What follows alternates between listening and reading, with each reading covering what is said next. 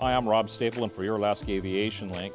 In this edition, we're going to talk to George Dorman, who's a volunteer at the Alaska Aviation Museum, and he's working on a very historic aircraft here, a Fairchild 71, that was flown by Bob Reeve here in Alaska.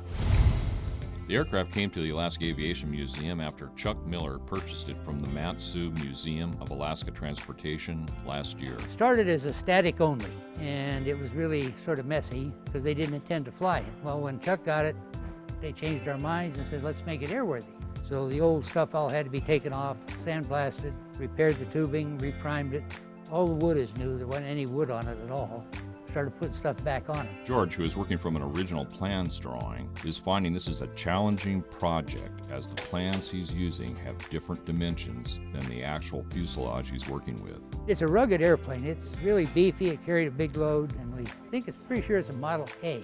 But the plans I'm working from are a Model C, which is slightly different. So some of the drawings that we do have don't fit this airplane exactly. So the plans are being used as a suggestion. I've looked at 3 of these and they're all different. Rebuilding the Fairchild 71 requires George to search worldwide for parts and pieces from other Fairchild owners. There are only 3 Fairchild 71s flying in the world.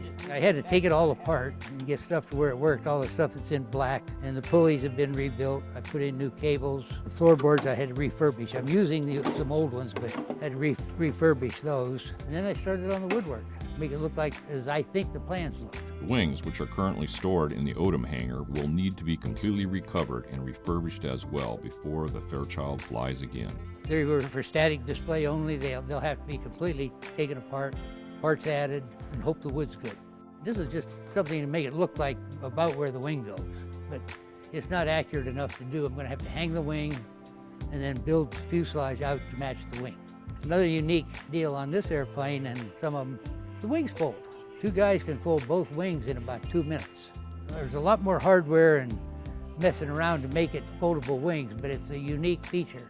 This Fairchild will be refurbished as a cargo-carrying aircraft to remain true to its historic use in Alaska. This one will be a replica of the way it was flown in Alaska. Not a lot of fancy stuff because Bob Reeve didn't do fancy. It was a working airplane. So we're trying to use it the way it was flown in Alaska. So it's great to see this vintage aircraft being put back together again, and George is doing some wonderful woodworking on this, and he says if anybody's interested, he's looking for some help. I'm Rob Stapleton for your Alaska Aviation Link.